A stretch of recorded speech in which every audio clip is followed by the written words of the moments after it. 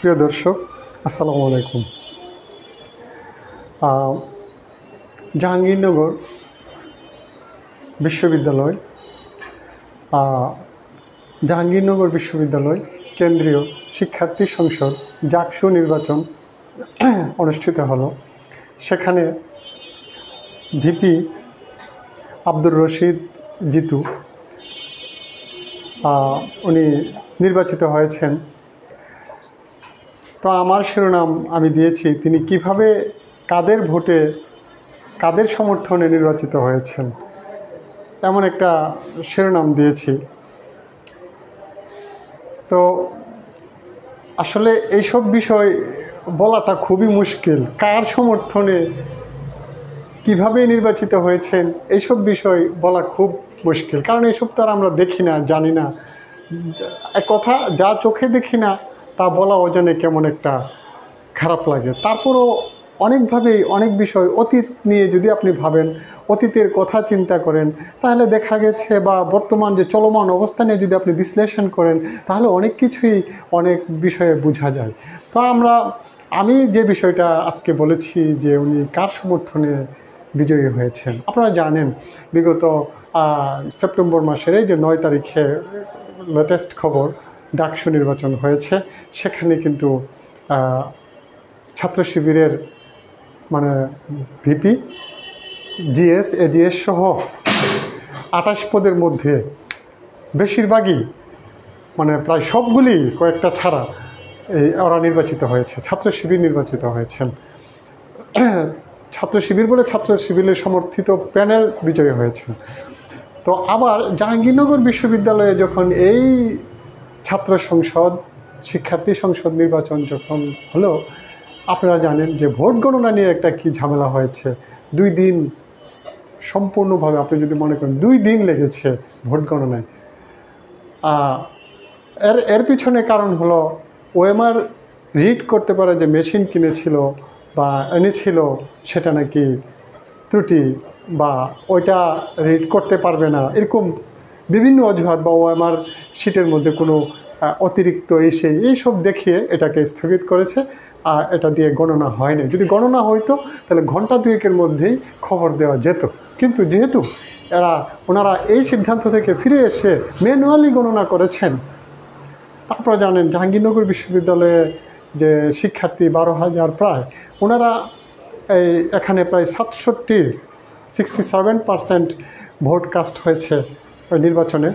তো এর মধ্যে আবার জাতীয়তাবাদী ছাত্রদল যে প্যানেল, ওনারা এই নির্বাচন বর্জন করেছে। আমরা শুনেছি ওনারা কারচুপির অভিযোগ এনে নির্বাচন বর্জন করেছেন। এর আগে আবার এই ছাত্রদলের যে সহসভাপতি, কেন্দ্রীয় কমিটির একজন, ওনাকে গ্রেপ্তার করা হয়েছে। তাছাড়া জাহাঙ্গীরনগর বিশ্ববিদ্যালয় শাখার সভাপতি যিনি ছাত্রদলের, তাকেও অনিয়মের অভিযোগে গ্রেপ্তার করা হয়েছে। তো এখন এরপরে কিন্তু ছাত্রদল সহ আরও কয়েকটি বাম অন্যান্য প্যানেল, ওনারা নির্বাচন বর্জন করেছে অনিয়মের অভিযোগে। এখানে আপনারা জানেন যে একজন শিক্ষকের মৃত্যুবরণ করেছেন, একজন শিক্ষক এই ভোট গণনার সময়। তারপর আপনার অনেক শিক্ষক অসুস্থ হয়ে গিয়েছেন এই 2 দিনে। তারপর আপনার এই যে ভোট যে গণনা হলো, এত লেট হলো, তা নিয়েও অনেক প্রশ্ন। গতকাল ছাত্র শিবির ঢাকায় এই মিছিল করেছে, প্রতিবাদ জানিয়েছে, কেন এত দেরি হচ্ছে, বা কেন ভোট ফলাফল ঘোষণা করে না। এরই মধ্যে অনেক শিক্ষক নির্বাচন কমিশনে ছিলেন, ওনারা নির্বাচন কমিশন থেকে পদত্যাগ করেছেন অনিয়মের অভিযোগে। ওনাদের একজন শিক্ষক শুনেছিলাম, উনি বলছিলেন যে পার্মানেন্ট মার্কার দিয়ে আপনি ভোট দেওয়ার পরে যে চিহ্নিত করা হয়, সেইখানে পার্মানেন্ট মার্কার ব্যবহার করা হয়নি, যা নাকি এভাবে ঘষা দিলেই মুছে যায়, এমন মার্কার দিয়ে ওনারা চিহ্নিত করেছেন, মার্কিং করেছেন। এই সব কিছু মিলিয়ে এই নির্বাচনটা একটা, মানে আপনি যদি বলেন সুষ্ঠু, তাহলে এটা কেমন লাগবে? এটা কি মানে এত শিক্ষক তাহলে কেন এখানে এই নির্বাচন কমিশন থেকে বেরিয়ে আসলেন, সেটা নিয়েও তো আপনার একটা প্রশ্ন জাগতে পারে। স্টুডেন্টরা না বললো যে এখানে কারচুপির অভিযোগে ওনারা নির্বাচনে জিততে পারবে না, বিদায় ওনারা বর্জন করেছে। আপনারা যদি বলেন ছাত্র শিবিরের পক্ষ থেকে বলা হচ্ছে, জামায়াতের পক্ষ থেকে বলা হচ্ছে যে ছাত্রদল প্যানেল জিততে পারবে না, জেনেই তারা নির্বাচন বর্জন করেছে। আচ্ছা, তাহলে শিক্ষকরা কেন নির্বাচন বর্জন করলো? তারপর এখানে আবার আরও শিক্ষক, আমরা জানি বিশ্ববিদ্যালয়ের শিক্ষকগণও কোনো না কোনো প্যানেলের সমর্থনে রাজনীতিতে যুক্ত আছেন। তো যাই হোক, তো অনেকে অনেক অভিযোগ করেছে। তা আমি বলেছিলাম যে সভাপতি যিনি নির্বাচিত হয়েছেন উনি কাদের সমর্থনে নির্বাচিত হয়েছেন সেই কথাটা বলেছিলাম। এই কথাটা বলার আগে আমরা বিগত যে শাহবাগের ঘটনা, 2013 সালের ঘটনা, সেখানে যাই একটু। দেখেন, জামাতে ইসলামকে যুদ্ধাপরাধী হিসেবে কিন্তু তারা স্বীকৃত। জামাতে ইসলামের যে নেতা যারা ছিলেন, যেমন গোলাম আজম সাহেব, নিজামী সাহেব, তারপরে কাদের মোল্লা আছেন, কামারুজ্জামান, ওনাদেরকে কিন্তু মানে মৃত্যুদণ্ডে দণ্ডিত করেছে আদালত, এবং সেই অনুযায়ী ওনাদের মৃত্যুদণ্ড কার্যকর করা হয়েছে। তো অনেকে আছেন, দেলোয়ার হোসেন সাইদি সাহেব, উনি জেলে মৃত্যুবরণ করেছেন। এছাড়া যুদ্ধাপরাধের দায়ে আমাদের সালাউদ্দিন কাদের চৌধুরী, ওনাকেও ফাঁসিতে ঝুলিয়ে হত্যা করা হয়েছে। আমরা জানি এসব কথা। তো আসলে দেখেন, এর আগের যে সরকার ছিল তাদের যে কৌশল ছিল এই দেশের মানে মানুষকে দমানোর জন্য, তারা কিন্তু শাহবাগ তৈরি করেছিল। কেন শাহবাগ তৈরি করেছিল? যে 2014 সালের নির্বাচনকে যেন তারা অনায়াসে করতে পারে। এই দেশের জনগণকে বুঝিয়েছিল যে জনগণ আমাদের পক্ষে, যুদ্ধাপরাধের বিরুদ্ধে। এবং তারা তখন একেবারে বিএনপির কোনো নেতাকর্মী যখন বলতো যে নির্বাচনে কোনো ঝামেলা করেছে, এই সরকার স্বৈরাচারকে নিয়ে জোট বেঁধে ক্ষমতায় এসেছে, স্বৈরাচার এবং আওয়ামী লীগ মিলে বিরোধী পক্ষকে দমন করে, তারা কিন্তু অকপটে বলতো যে আপনারা তো যুদ্ধাপরাধীর সাথে জোট করেছেন, জোট করে আপনারা এই বাংলাদেশে রাজনীতি করতে চান, এই যুদ্ধাপরাধের স্থানে বাংলাদেশে হবে না। আওয়ামী লীগ কিন্তু এইভাবে কথাগুলি বলতো। তো এতে করে বিএনপি কি হইতো, তারা একটু ইতস্তত হয়ে যেত। কিভাবে? দেখেন এখানে, কারণ ভারতের সমর্থন কিন্তু তাদের লাগবে, বিএনপির কিন্তু ভারতের সমর্থন লাগবে। আজকে ভাই একটু থাকিয়েন আমার সাথে, আমি চেষ্টা করব। আমি তো আসলে তেমন কথা বলতে পারি না, আর আমার ভিউয়ারও কম। তো যাই হোক, আমি বলছিলাম যে বিএনপির ভারতের সমর্থন লাগবে। এখন দেখেন কাণ্ডটা, এই সরকার, বিগত যে আওয়ামী লীগের সরকার, শেখ হাসিনার সরকার, তারা কিন্তু একটা জিনিস জানতো যে ভারতকে যদি তাদের হাতে রাখা যায় তাহলে আর তাদের কোনো চিন্তা নাই। তারা নির্বাচনে জিতবে, তারা অন্যায় করলে অন্যায় বৈধতা পাবে, সব কিছুই তারা বৈধ হবে। সংবিধান পরিবর্তন করলে সেই সংবিধানও যদি অসাংবিধানিকভাবে পরিবর্তন করে তাও সেটা বৈধ। আমি কেন বলেছি এই কথাটা অসাংবিধানিকভাবে জানেন তো? এই যে 153 জন বিনা প্রতিদ্বন্দ্বিতায় 2014 সালে নির্বাচিত হয়েছিল সাংসদরা, এই 153 জন সংসদ কিন্তু বিনা প্রতিদ্বন্দ্বিতা নির্বাচিত হয়েছে, এবং মানে অংশগ্রহণহীন একটা নির্বাচনে বিএনপি সহ প্রায় বেশিরভাগ দল এই নির্বাচনে অংশগ্রহণ করেনি। তাও কিন্তু এই সংসদেই কিন্তু সংবিধান সংস্কার করা হয়েছে, সংবিধান সংশোধন করা হয়েছে। আপনারা জানেন এসব। তো যাই হোক, তো যেহেতু এই সংসদে এই 153 জন অনির্বাচিত সাংসদ সহ যখন এই সংবিধান পরিবর্তন হয়েছে, সংবিধান সংশোধন হয়েছে, তাহলে আপনি কি মনে করেন এই যে সংশোধনী, সেই সংশোধনী কি বৈধ ছিল? বৈধ কিন্তু ছিল না। কিন্তু তারা জানতো অসাংবিধানিক কোনো কিছু করলেও তাদের কোনো সমস্যা নেই, কারণ ভারত তাদের পাশে আছে। আর তারা ভারতকে বলতোই, ভারতের যে মন্ত্রীরা, এমপিরা, তারা প্রায়ই বলতো যে আমাদের সমর্থিত সরকার বাংলাদেশে আছে, এমনভাবে অহংকার করে বলতো, দাম্ভিক কথা। আর ভারতের লোক তো এই দেশে অনায়াসেই নিয়োগ দেওয়া হতো, আপনারা জানেন। তো এইসব করতো। কিন্তু এখন বিএনপিও কিন্তু ভেবেছিল যে যদি ভারতের সমর্থন যদি আদায় না করা যায় তাহলে ক্ষমতায় যাওয়া খুবই দুষ্কর হয়ে যাবে, আর এই দেশকে আমরা পরিচালনার জন্য দায়িত্ব আর হয়তো বা পাবো না। তো দেখা গেছে কি বিএনপি ভারতের সাথে একটা সুসম্পর্ক তৈরির চেষ্টা করেছিল তখন। আর সুসম্পর্ক তৈরির চেষ্টা তখন করেছিল, এটা বলাটা একেবারে যৌক্তিক না। আপনারা জানেন বেগম খালেদা জিয়া আপসহীন নেত্রী, ভারতের প্রেসিডেন্ট যখন বাংলাদেশে আসলো তিনি কিন্তু ওই প্রেসিডেন্টের সাথে সাক্ষাৎও করেন নাই, রাগে ওনার একটা অভিমানে ভারতের সাথে। কারণ ভারত কিন্তু এই দেশে হাসিনাকে সম্পূর্ণ বৈধতা দিয়েছে, নির্বাচনের জন্য সব রকম সহযোগিতা দিয়েছে। তো যার ফলে বিএনপি চেয়ারপারসন বেগম খালেদা জিয়া কিন্তু ভারতের সাথে আপোষ করেন নাই। কিন্তু পরবর্তীতে বিএনপি যে বিষয়টা লক্ষ্য করলো যে না, ভারতের সাথে আমাদের দেশে সুশীল যারা আছেন ওনারা কিন্তু বলছিলেন সবসময় যে বিএনপি এটা ভুল করেছে। তো কতবার এক কথা শোনা যায়। তো তারপরেও এটা কিন্তু একটা কূটনীতির বিষয়টা কিন্তু মাথায় রাখতে হয়। শুধু আপনার ইন্টারনাল বিষয় দিয়ে আপনি যে দেশে ক্ষমতায় চলে যাবেন বা দেশের ক্ষমতার পরিবর্তন করে ফেলবেন সেটা কিন্তু আপনি পারবেন না, কোনো দেশেই না বর্তমানে। যেমন আপনি দেখেন বর্তমানে নেপালে যে ঘটনা ঘটলো, আমরা শুনেছি ভারত সরাসরি হস্তক্ষেপ করেছে সেখানে, এবং নেপালে এই 17 বছরে 14 বার সরকার পরিবর্তন হয়েছে। কেন? চীন সমর্থন, ভারত সমর্থন, এই দুই টানাটানিতে, এটা জানি আমরা। তো যাই হোক, তো আমি বলেছিলাম যে বিএনপিকে তখন ভারত একটা আশ্বাস দিতে থাকলো যে আমরা আপনাদের সাথে আছি। সেই সাথে কিন্তু জামাতকে এখন দেখেন মানুষ কিন্তু তাদেরকে স্ট্রেট বলতো, টক শো, বিভিন্ন সভা সমাবেশে, বুদ্ধিজীবীরা সেমিনারে বলতো বিএনপির ঠিক করতে হবে বিএনপি কি জামাতের সাথে রাজনীতি করবে নাকি জামাতকে ছাড়া রাজনীতি করবে। কিন্তু আপসহীন নেত্রী বেগম খালেদা জিয়া কিন্তু জামাতকে ছাড়ে নাই। উনি কিন্তু বলছেন না আমরা জামাতকে ছাড়বো না, এবং উনি জামাতকে ছাড়েও নাই। বিগত প্রায় 16-17 বছর ভারতের এই ফাঁদে উনি পা দেন নাই। তো এখন দেখেন তারপরেও ওনারা কিন্তু কৌশলী ছিল যে জামাতের সাথে ওনারা একটু দূরত্ব বজিয়ে রেখেছে যুদ্ধাপরাধের ক্ষেত্রে। যদিও বেগম খালেদা জিয়া যখন এই জামাত ইসলামের নেতাদেরকে যখন ফাঁসির কাস্টে ঝুলায় তখন কিন্তু উনি ওই যে নির্বাচনের আগে ওই যে আপনার চট্টগ্রামে যখন উনি গেলেন নির্বাচনী সভায়, তখন কিন্তু তিনি বলেছিলেন জামাত ইসলামের নেতাদের কথা যে ওনাদেরকে অন্যায়ভাবে ওনাদেরকে দণ্ডিত করা হচ্ছে, মীমাংসিত বিষয় দণ্ডিত করা হচ্ছে, আবার পুনরায় উজ্জীবিত করা হয়েছে, এরকম কিন্তু উনি বলেছিলেন। তো যাই হোক, তো এখন দেখেন আসলে মূল কথা হলো কি, জামাতে ইসলামকে দমানোর জন্য বিএনপিকে ভারত একটু নিজের দিকে টেনেছিল, আসলে কিন্তু বিএনপিকে ক্ষমতায় নেওয়ার জন্য না। কারণ জানে তারা আওয়ামী লীগ ছাড়া এই দেশে ভারতের বন্ধু নাই। এটা আমাদের স্বাধীনতার পর থেকে কি স্বাধীনতার আগে থেকে আপনারা জানেন আমাদের আব্দুল হামিদ খান ভাসানী মাওলানা, ওনাকে কি বঞ্চনা শিকার হতে হয়েছে এই ভারতের দ্বারা।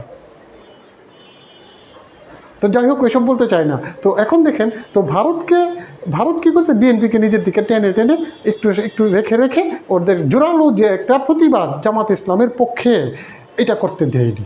আর তো জামাত ইসলামের নেতাদেরকে ফাঁসির কাস্টে ঝুলিয়ে দেওয়া হলো, নির্মম নির্যাতন করা হলো। শিবির মানে হত্যা করা বৈধ, শিবিরের পরিচয় হলেই বৈধ, হত্যা করা বৈধ। জামাত ইসলামে কোনোখানে সভা সমাবেশ করলে হত্যা করা বৈধ, ধরে এনে জেলে পুরে দিবে, তারপরে জেল থেকে বের করে নিয়ে এক জায়গায় নিয়ে যাবে, নিয়ে গিয়ে বলবে যে তাকে যখন আমরা নিয়ে গেছি অন্য আসামি ধরার জন্য তখন তার সাঙ্গপাঙ্গরা আমাদেরকে গুলি করছে, তখন সে ক্রসফায়ারে নিহত হয়েছে। আপনারা জানেন এগুলো একবার স্বাভাবিক ঘটনা, বিগত 16-17 বছর আপনারা দেখেছেন ক্রসফায়ারের কাহিনী কীভাবে ঘটিয়েছে, এবং বিভিন্ন জায়গায় জঙ্গি আস্তানা এসে কীভাবে করেছে। দেখেন এখন আমি কেন বলেছিলাম, তখন তারা বিএনপিকে কাছে চাপিয়ে জামাতকে শেষ করলো। আর তারা জানে এই দেশে যদি জামাত ইসলামকে শেষ করা যায় তাইলে এই দেশের যে আপনার ইসলামী যে দলগুলি আছে তাদেরকে তারা হিসাবই করে না। কারণ এই দেশে একমাত্র রাজনৈতিক দল, ইসলামী রাজনৈতিক দল জামাতে ইসলামী, তাদের যে ছাত্র শিবির, তাদের ছাত্র সংগঠন, তারাই একমাত্র শিক্ষিত এবং অলরাউন্ডার। আল কোরআন, বিজ্ঞান, ইংলিশ, মানে গবেষণা যা আছে সব দিকে তারা অলরাউন্ডার, দেশে বিদেশে। তারা জানে এদেরকে যদি দমানো যায় তো এই দেশের ইসলামকে শেষ করা যাবে, দেশটাকে নিজের করে নেওয়া যাবে। আর তাদের মূল টার্গেট যে বর্তমানে যে নরেন্দ্র ভাই দামোদর দাস মোদী আছেন, একজন কট্টরপন্থী হিন্দু, সে তো চাই ভারতের যেমন অঙ্গরাজ্যগুলি যেগুলি আছে, উত্তরপ্রদেশ, আসাম, তারপর আপনার এই কাশ্মীর, এইসব এলাকায় যেমনভাবে নির্মমভাবে মুসলিমদেরকে নির্যাতন করছে, হ্যাঁ, তিনি এটাই চেয়েছিলেন বাংলাদেশকেও তিনি লেন্দুব দর্জি হাসিনার ওই যে লেন্দুব দর্জির অনুসারী হাসিনাকে বশীভূত করে এই দেশটাকে সিকিমের মতো আয়ত্ত করার জন্য চেয়েছিলেন। কিন্তু আল্লাহ তাআলার কি কৃপা, তিনি পারেন নাই। এই দেশের ছাত্র জনতা এই সব কিছু ধূলিসাৎ করে দিয়েছে, তাদের 16-17 বছরের যে প্ল্যান ছিঁড়ে টুকরো টুকরো করে ফেলেছে। তো এখন আমি কিন্তু ওই বলেছিলাম যে তাকে কে সহযোগিতা করেছে। তখন তারা বিএনপিকে নিজের দিকে টেনেছিল। মূল টার্গেট কিন্তু ছিল বিএনপিকেই শেষ করা। এই যে জামাত ইসলামের নেতাদেরকে ফাঁসি দেওয়ার পরে তাদের টার্গেট ছিল কিন্তু মূল হলো ওই বিএনপিকে শেষ করা। যেভাবে জিয়াউর রহমানকে তারা তাদেরই ষড়যন্ত্রে এই দেশে শেষ করে দিয়েছিল, এই আওয়ামী লীগের নামক যে তারা ষড়যন্ত্রে। এখন দেখেন তো বিএনপিকে যদি শেষ করতে পারে তো এই দেশে জাতীয়তাবাদ বলতে আর কিছু থাকবে না, এই দেশে সার্বভৌমত্ব স্বাধীনতা বলতে আর কিছু থাকবে না। মূল টার্গেটই ছিল বিএনপি। যদি জামাতকে শেষ করা যায় তো তাদের একটা বড় অংশকে শেষ করা গেল। আর যুদ্ধাপরাধের বিচারও হয়ে গেল, এক ঢিলে দুই ভোগা। তাদের যে 71 সালে যে হিন্দু সম্প্রদায়ের লোককে যারা হত্যা করেছে এই দেশে, আপনারা জানেন 1971 সালে পাক হানাদার বাহিনী বলেন আর এই দেশের রাজাকার বলেন, আলবদর বলেন, আল শামস বলেন, তারা কিন্তু বেশিরভাগ লোকই হত্যা করেছিল কাদেরকে জানেন তো? হিন্দু সম্প্রদায়ের লোককে। আর মুক্তিযোদ্ধা যারা অংশগ্রহণ করেছে যুদ্ধে তাদের পরিবার পরিজনকে হত্যা করেছে। এছাড়া আপনারা ভালো করে খবর নিয়ে দেখেন, পাড়া প্রতিবেশী বিভিন্ন জায়গায় মুসলিম সম্প্রদায়ের যারা মুক্তিযুদ্ধে যায় নাই বা নিরপেক্ষ সাধারণ মানুষ তাদেরকে হত্যা করেছে কিনা। আচ্ছা, এখন তাদেরকে আমি বলেছিলাম যে তাদের টার্গেট হলো এই দেশে বিএনপিকে শেষ করা। তো জামাত ইসলামকে যদি শেষ করে দিতে পারে তাহলে বিএনপিকে তারা একা পাবে। তখন আর বিএনপি নড়চড়ে গিয়ে হাসিনার যে যে লেলিয়ে দেওয়া বাহিনী, পুলিশ বলেন আর যাই বলেন, তার যে অনুগত বাহিনী, তাদের সাথে বিএনপি একা পারবে না, তারা এমন ভেবেছে। তখন কি করলো? এই জামাত ইসলামকে দমন করে ফেললো। তারপরে কিন্তু দমন করার পরে কিন্তু আপনারা 2014 সালের নির্বাচনের পর কিন্তু আপনারা দেখেছেন বিএনপির অবরোধ বলেন আর যাই বলেন, সমাবেশ বলেন, কিভাবে নিয়ন্ত্রণ করেছে, কিভাবে বিএনপি নেতাকর্মীদেরকে গুম করেছে, খুন করেছে, ক্রস ফায়ার দিয়ে তারা বিএনপিকেও চেয়েছিল দমন করে একেবারে শেষ করে দেওয়ার জন্য।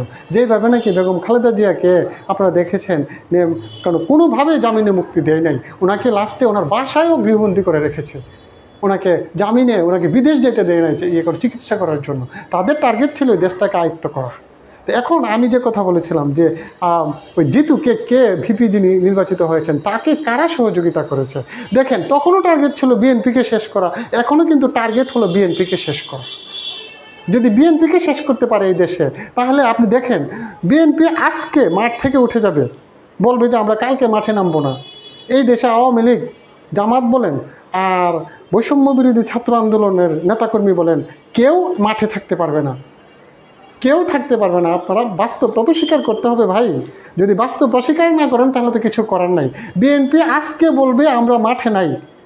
আপনারা নিশ্চয়ই দেখেছেন একটা ভিডিও, গতকাল না পরশু দিনের ভিডিও, মতিঝিলে আজকে আমি একটা জাতীয় ইলেকট্রনিক মিডিয়ার অনলাইন প্ল্যাটফর্মে দেখেছি যে একটা মিছিল করেছে মতিঝিলে আওয়ামী লীগের নিষিদ্ধ ঘোষিত আওয়ামী লীগের লোকজন, আর বিএনপির একটা লোক বাইকে যাচ্ছিল, তিনি বাইক থেকে নেমে এদেরকে দাওয়া দিয়ে এদের ব্যানার ট্যানার ছিঁড়ে ফেলে দিছে। আপনারা কি আজ পর্যন্ত দেখাতে পেরেছেন এই দেশে কোনো আওয়ামী লীগের লোক মিছিল করেছে তাদেরকে এইভাবে ধরে তাদেরকে দৌড়ানি দিয়েছে একজন লোক?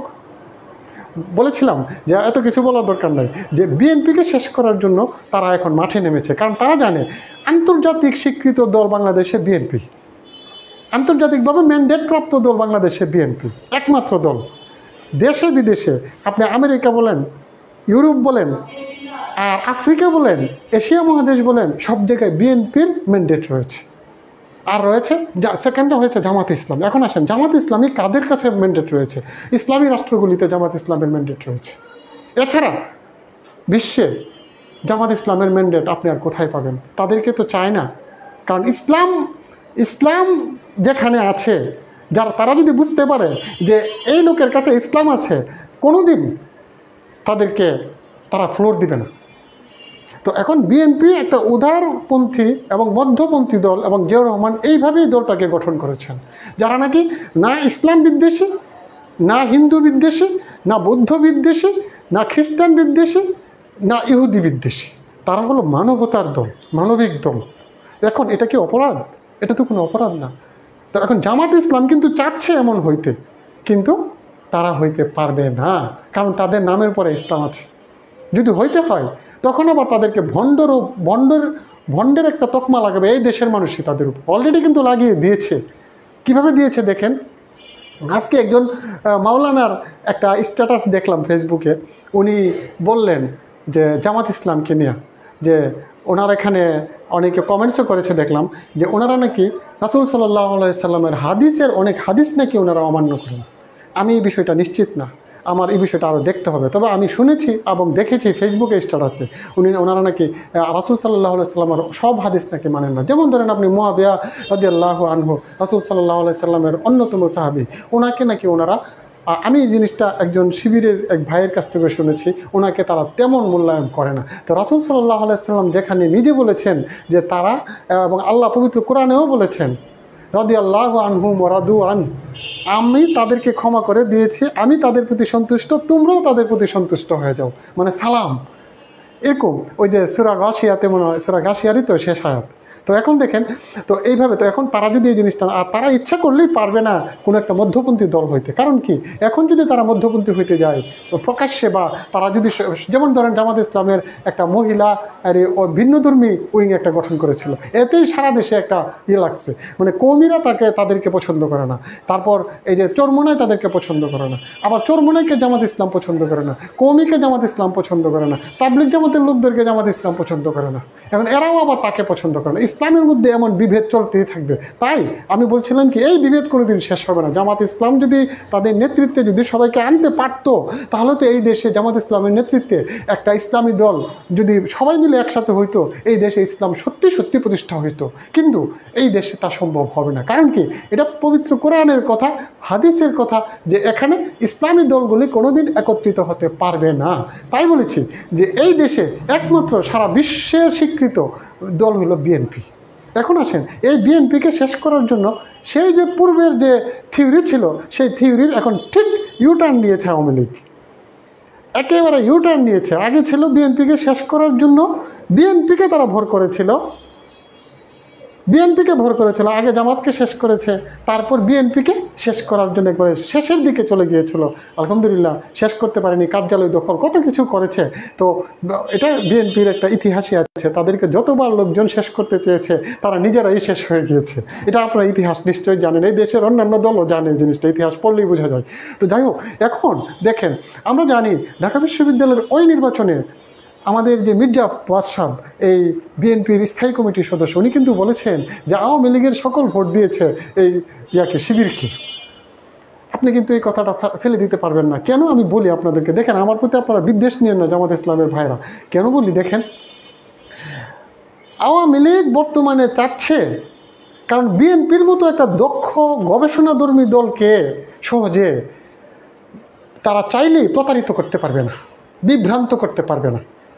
কারণ তাদের ইন্টারন্যাশনালি তাদের লিয়াজও আছে তাদেরকে। যেমন ধরেন রাশিয়াতে আর তুরস্কে হামলা হবে, তুরস্কে সেনা কু হয়েছে, রাশিয়া খবর দিয়ে দিচ্ছে যে এই তোমার দেশে কিন্তু আমেরিকার চেষ্টায় কিন্তু কু হইতেছে।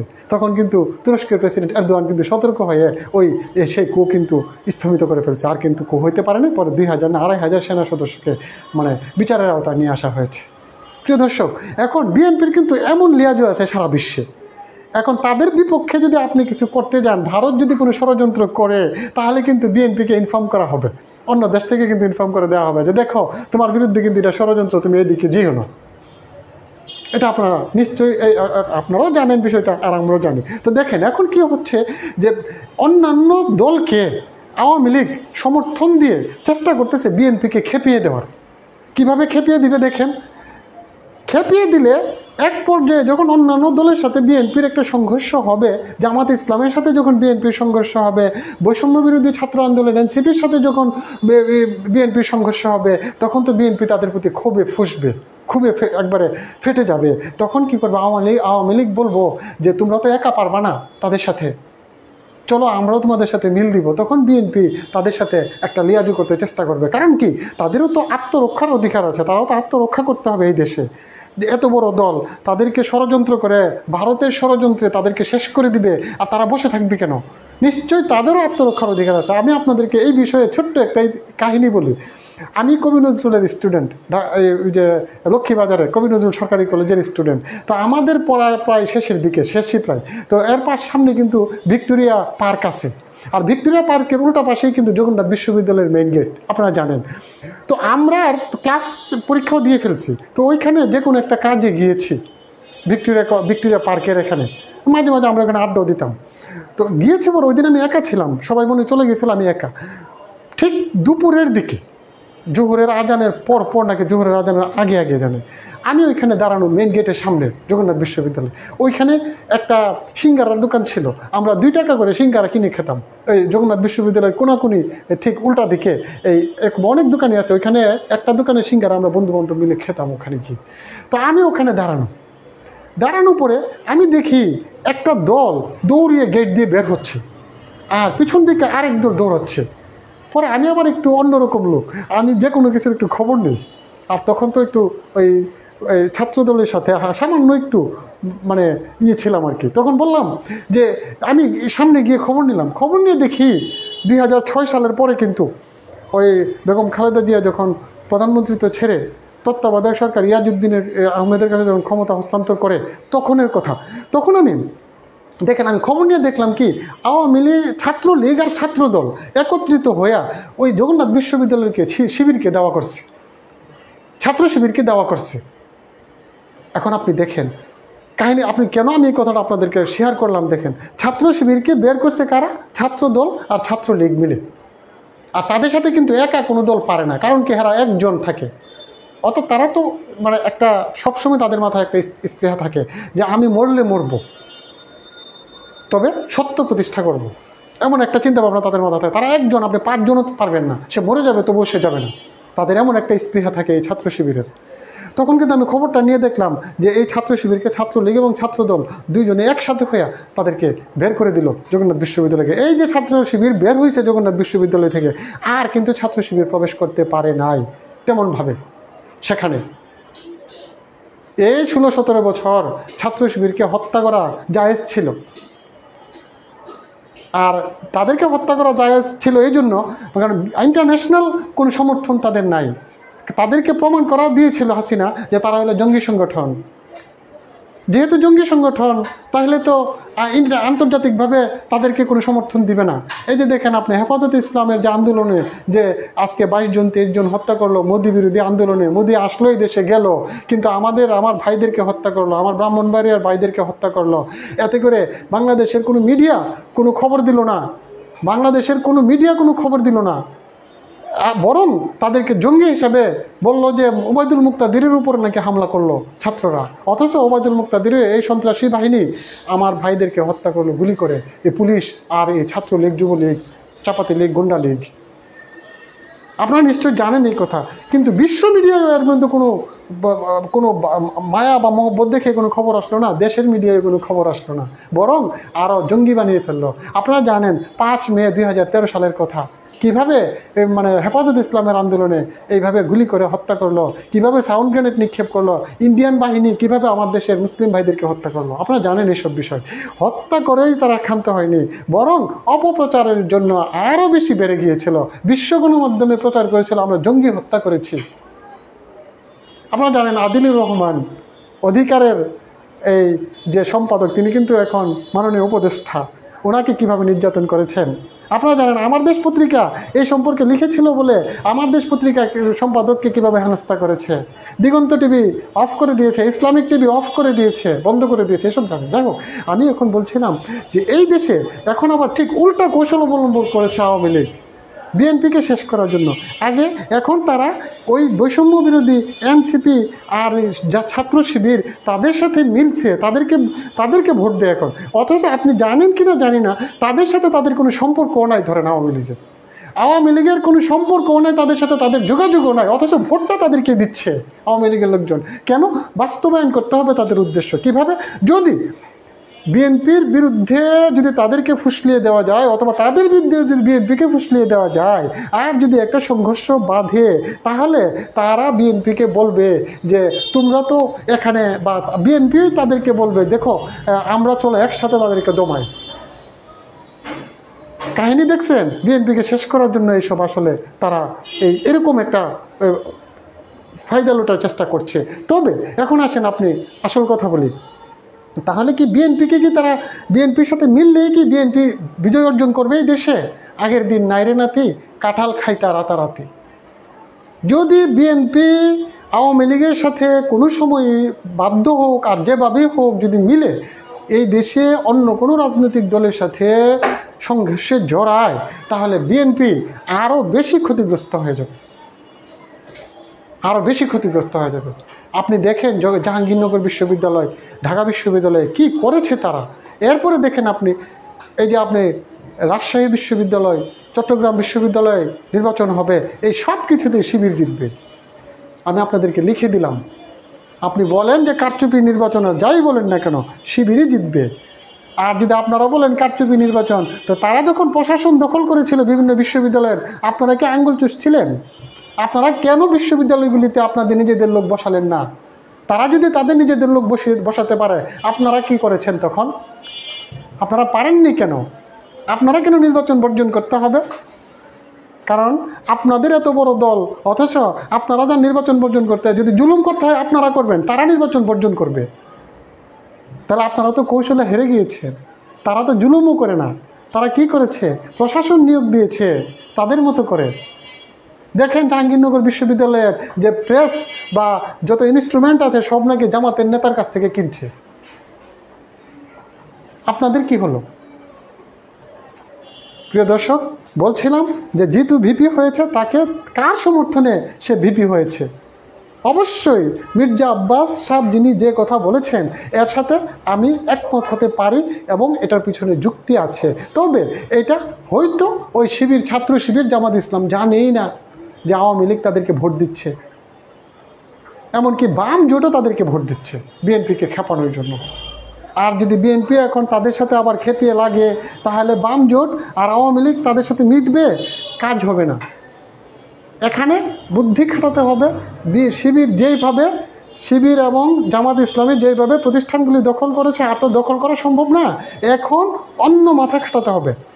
যেমন তারা ইসলামিক, যেমন আপনি দেখেন মানুষকে এখন তারা ইমোশনালি কিন্তু মানুষদেরকে তাদের কাছ থেকে টানা শুরু হয়েছে। যেমন ধরেন আপনি ঢাকা বিশ্ববিদ্যালয়ের যে ডাকসুর সাধারণ সম্পাদক যিনি নির্বাচিত হয়েছেন, এই যে ওনার বাবা একজন মানে কোরআনে হাফেজ এবং উনি একজন মাওলানা হয়তো, আমি একটা ভিডিওতে দেখেছি। ওনারা কিন্তু এইসব ভাইরাল করে দিয়েছে, আপনারা দেখেছেন।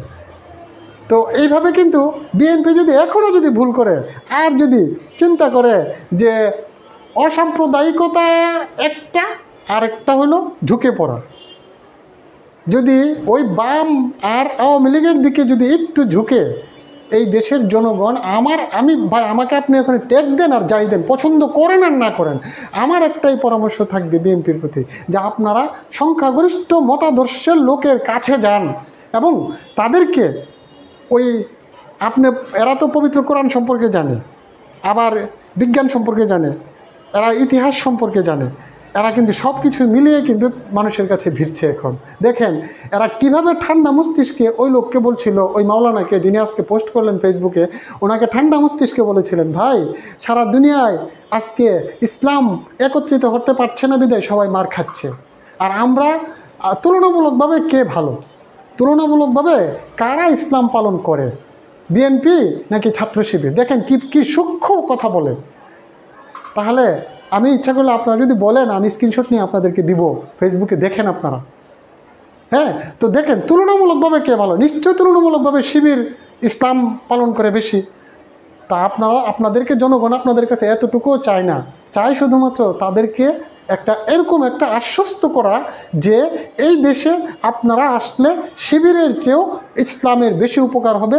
যেইভাবে বিএনপির প্রতিষ্ঠাতা শহীদ প্রেসিডেন্ট জিয়াউর রহমান এই দেশে ইসলামকে ভীতি সন্ত্রস্ত অবস্থা থেকে তুলে এনেছিল, 1971 সালের পরে এই দেশের মুসলিমরা ছিল নিগৃহীত, নির্যাতিত, সাংবিধানিকভাবেও নির্যাতিত ছিল। আপনারা জানেন 1979 সালে যে পঞ্চম সংশোধনী হয়েছিল সেখানে কিন্তু সর্বশক্তিমান আল্লাহর প্রতি সর্বাত্মক বিশ্বাস ও আস্থা, এই কথা কিন্তু শহীদ প্রেসিডেন্ট জিয়াউর রহমানই অন্তর্ভুক্ত করেছিলেন। আর যে লোক সংবিধানে এমনভাবে একটি ইসলামের মূলনীতিকে করতে পারে, সংযোজন করতে পারে, সেই লোকের কাছে ইসলাম বিদ্বেষীরা গিয়া কখনোই চান্স পাবে না। তারা কখনো জিয়াউর রহমানের কাছে যায়নি ইসলাম বিদ্বেষী কোনো চক্রান্ত করতে। আমরা কেন এখানে ফিরে যাই না? কেন বেগম খালেদা জিয়ার নীতিতে আমরা ফিরে যাই না? কেন তারেক রহমানের কথা আমরা শুনছি না? আমি আর কি বলবো ভাই, আমি তো আর বিএনপি করি না। তারপরও আমি বলছি কি, আমাদের দেশে শান্তি থাকুক, শান্তি থাকুক আমাদের দেশে। শিবির, জামাত ইসলামী, এনসিপি, আপনি যাই বলেন, বাম দলের যারা আছেন ওনারা কিন্তু 5 আগস্টের আগে কি করেছে আপনারা দেখেছেন? স্বৈরাচার মুক্ত দেশকে স্বৈরাচার মুক্ত করার জন্য ওনাদেরকে কোনোভাবেই ওনাদের কথা বাদে চিন্তা করা যায় না। ওনাদের অবদান আরও বেশি এই দেশে। আপনি জানেন তো, যিনি জাহাঙ্গীরনগর বিশ্ববিদ্যালয়ে আজকে ভিপি নির্বাচিত হয়েছেন, তার পরিচয় তিনি কিন্তু ছিলেন ছাত্রলীগের। যখন দেখলেন ওনার সহপাঠীদেরকে এইভাবে আওয়ামী বাহিনী, পুলিশ বাহিনী, ছাত্রলীগ, যুবলীগ, গুন্ডা বাহিনী যখন এইভাবে নির্মমভাবে নির্যাতন করতেছে, তখন কিন্তু তিনি নিজেকে ধরে রাখতে পারে নাই। তখন কিন্তু তিনি আন্দোলনে নেমেছে। তখন কিন্তু তার উপরও নির্যাতন হয়েছে, তার উপরও কিন্তু নির্যাতন হয়েছে, আপনারা জানেন। এরপরে দেখেন লোকটা কী সৎ, বৈষম্য বিরোধী আন্দোলনে তিনি ছিলেন, তাহলে তিনি আবার বৈষম্য বিরোধীদের সাথে তিনি ছিলেন। তিনি কি করলেন, যখন দেখলেন বৈষম্য বিরোধীর অনেকেই আছে যে কিছু দুর্নীতিতে ধরা পড়তেছে, তখন তিনি আবার এখান থেকে নিজেকে সরিয়ে নিলেন। আরে বাবারে, এই বয়সে এত গুণ, উনি নিজেকে সরিয়ে নিলেন। সরিয়ে নেওয়ার পর দেখেন কাণ্ডটা কি হয়েছে। তারপরে উনি স্বতন্ত্র থেকে নির্বাচন করলেন জাকসুতে। তো এই বয়সে যে নিজেকে এইভাবে লোভ লালসার বাহিরে নিয়ে প্রতিষ্ঠা দেওয়ার জন্য, বা নিজেকে লোভ লালসার বাহিরে নিয়ে তিনি নিজে কষ্ট স্বীকার করে যিনি এইভাবে চলতে পারে, তাকে কেন ভোট দিবে না ছাত্ররা? এবং তাকে শিবির কিন্তু এটা কাজে লাগিয়েছে। ছাত্র শিবিরও সেখানে ওনাকেই ভোট দিয়েছে। আপনারা জানেন কি না জানেন, আপনারা খবর নিয়ে দেখেন, ওনাকেই সমর্থন দিয়েছে, ওনাকেই তো সমর্থন দিয়েছে, তাই তো তিনি ভিপি হয়ে গিয়েছেন। তো প্রিয় দর্শক, বলেছিলাম যে কাদের সমর্থনে উনি ভিপি হয়েছেন, জিতু সাহেব, এই শিরোনাম বলেছিলাম। আমি যতটুকু পারি চেষ্টা করেছি। তবে আমাদের দেশের এনসিপি বলি আর আমরা বাম ডান যত, অর্থাৎ ফেসিবাদ বিরোধী যারা আছি আমরা, আমাদের দলগুলিকে আমি অনুরোধ করব, আপনারা সবাই একত্রে হয়ে একটা সিদ্ধান্ত নিয়ে যা করেন। আর যদি কোনোভাবে ওরা সুযোগ পায়, রাখবে না। আমি ছোট্ট একটা কথা বলে শেষ করে দিই। দেখেন, আমাকে অনেকেই বলতো, আরে আওয়ামী লীগ হইল সত্যিকারের আন্দোলনকারী দল, বিএনপি তো আন্দোলন করতেই পারে না, দেখেন হরতাল দিয়ে মাঠে থাকে না, এরকম বলে। এরা তো আন্দোলনের কোনো দলই না, এরা হলো মানুষের সহানুভূতিশীলতা নিয়ে এরা ক্ষমতায় আসে সবসময়, এরা আন্দোলন করতে পারে না। আওয়ামী লীগের হলো আন্দোলনের দল। আচ্ছা, তখন আমার প্রশ্ন ছিল, কিরে ভাই, 1991 থেকে 96 পর্যন্ত বেগম খালেদা জিয়ার নেতৃত্বে ক্ষমতায় ছিল বিএনপি, তো তখন কি তোদের কোনো নেতাকে গুলি করেছিল পুলিশ? তখন কি কোনো গুলি করেছিল ওনার বাহিনী? বলে না। তো তোর 2008-এর পর থেকে MK আনোয়ারের কথা আমরা জানেন, বিএনপির নেতা, ওনাকে কিভাবে ছড়াগুলি দিয়ে ওনার সারাটা দেহকে স্প্লিন্টার দিয়ে ভরে দিয়েছিল। উনি কিন্তু এই স্প্লিন্টার নিয়ে মৃত্যুবরণ করেছেন। তা আমি বললাম যে দেখ ওনাকে কিভাবে গুলি করলো, নেতাকর্মীদেরকে কীভাবে গুম করছে, গুলি করছে, হত্যা করছে। তো বন্দুকের সামনে তুই দাঁড়াতে পারবি? আমি এই লজিকটা দিতাম। এখন যে কথাটা বলেছিলাম যে আন্দোলনের দল হলো আওয়ামী লীগ, এর মানে তারা হত্যাকারী। আপনারা জানেন 2006 সালের ঘটনা, 7 সালের ঘটনা, 1/11-এর কাহিনী, কিভাবে মতিঝিলে নির্মমভাবে সাপের মতো পিটাইয়া হত্যা করছিল। তারা যদি সুযোগ পায় এর চেয়ে বেশি আগ্রাসী হবে। আপনাদেরকে কেউ ছাড়বে না। আপনারাও তখন বলেন মব জাস্টিস, এই জাস্টিস সে জাস্টিস বলে নিজেদেরকে সুশীল পরিচয় দিচ্ছেন, নিজেরা সুশীল হয়ে যাচ্ছেন আর সুশীলদের সাথে সাথে সুর মিলাচ্ছেন। এই সুশীলরাই একদিন আপনাদেরকে আবার বিপদে ফেলে দিবে যদি আপনারা এখনও সতর্ক না হন। তারা যদি কোনো ক্রমে একটু সুযোগ পায় ওই 111-এর চেয়ে আরও বেশি হিংস্র হয়ে যাবে, তখন বুঝবেন মজা কারে কয়। আর মূল টার্গেট হলো বিএনপি। যদি বিএনপি এই দেশে থাকে তাহলে আওয়ামী লীগ অথবা ভারত কোনো দিন এই দেশে থাবা দিতে পারবে না। তাই বিএনপিকে শেষ করাই হলো তাদের উদ্দেশ্য। সুতরাং শহীদ প্রেসিডেন্ট জিয়াউর রহমানের হাতে গড়া দল বিএনপি এই দেশে দীর্ঘজীবী হোক, এই কামনায় সবার কাছ থেকে বিদায় নিচ্ছি। আসসালামু আলাইকুম।